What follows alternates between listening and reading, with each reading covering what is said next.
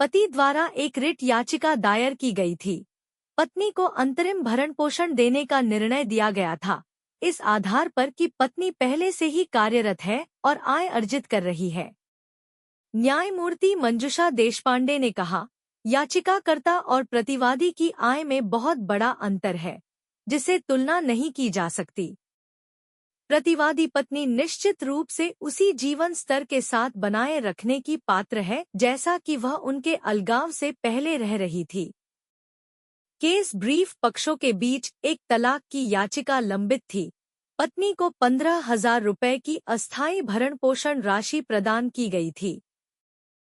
पति ने परिवार न्यायालय के आदेश को चुनौती देते हुए रिट याचिका दायर की। पति ने तर्क दिया कि पत्नी पहले से ही शिक्षक के रूप में रोजगाररत है और ट्यूशन क्लास और फिक्स्ड डिपॉजिट से ब्याज के माध्यम से आय के स्रोत भी हैं।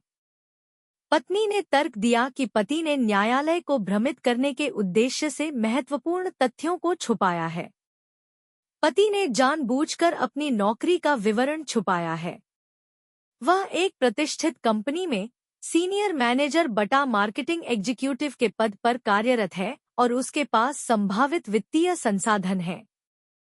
कोर्ट की तर्कशक्ति। बॉम्बे हाई कोर्ट ने यह देखा कि पति का दावा उसके द्वारा प्रस्तुत वेतन पर्चियों द्वारा झूठा साबित हुआ है, जिसमें अप्रैल 2022 में उसकी वेतन राशि 1,51,284 रुपये बताई गई है।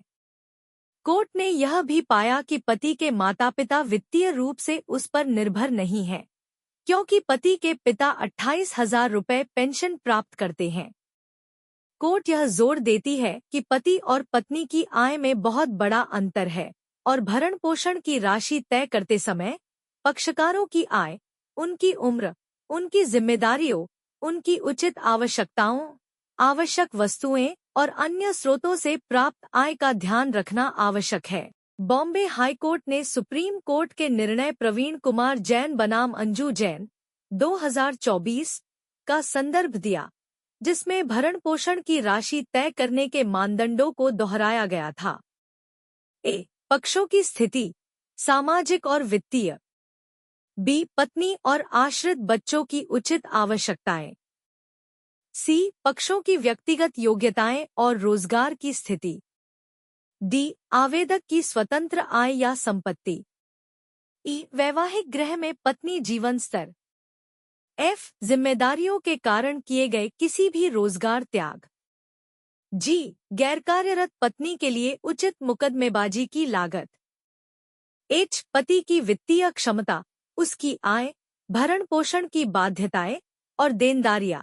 वर्तमान मामले में हालांकि पत्नी कमाई कर रही है, लेकिन यह आय उसके अपने निर्वाह के लिए पर्याप्त नहीं है, क्योंकि उसे अपनी नौकरी के लिए रोजाना लंबा सफर करना पड़ता है। वह अपने माता पिता के घर में रह रही है, जहां वह अनिश्चितकाल तक नहीं रह सकती। अपनी न्यूनतम आय के कारण वह अपने माता पिता के साथ अपने भाई के घर में रहने के लिए बाध्य है, जिससे सभी को असुविधा और कठिनाई होती है। इतनी आय में वह सम्मानजनक जीवन जीने की स्थिति में नहीं है।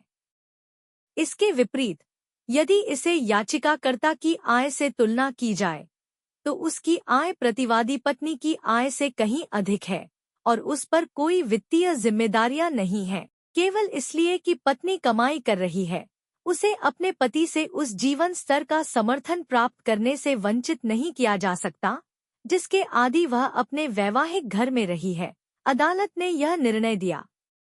बॉम्बे उच्च न्यायालय ने यह देखा कि पत्नी को पति की आय से भरण पोषण प्रदान किया जाना चाहिए, क्योंकि उसकी खुद की आय उसके भरण पोषण के लिए अपर्याप्त है। तदनुसार न्यायालय ने रिट याचिका को खारिज कर दिया। मामले का शीर्षक सचिंद्र कमला प्रसाद शुक्ला बनाम प्रिया सभिंद्र शुक्ला।